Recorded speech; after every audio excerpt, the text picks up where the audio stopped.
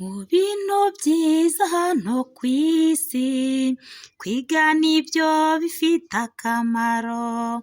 Umuntu wese ahora yiga, akongera ubumenyi. Ikintu umuntu abonera ubusa, akenshi agikoresha nabi. Imana niyo igenga byose, yaduhaye ubwenge.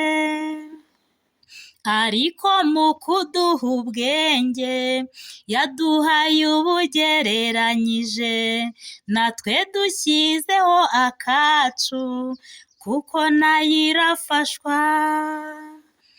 Imibare twiga mu ishuri, ifite akamaro mu buzima, kuko iyo ukora utabara, uhomba ukababara.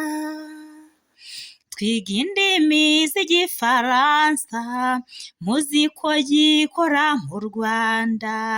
Iyo ugeze aho bakivuga, uricara ugaseba. Mu bintu byiza hano ku isi, kwiga nibyo bifite akamaro. Umuntu wese ahora yiga, akongera ubumenyi.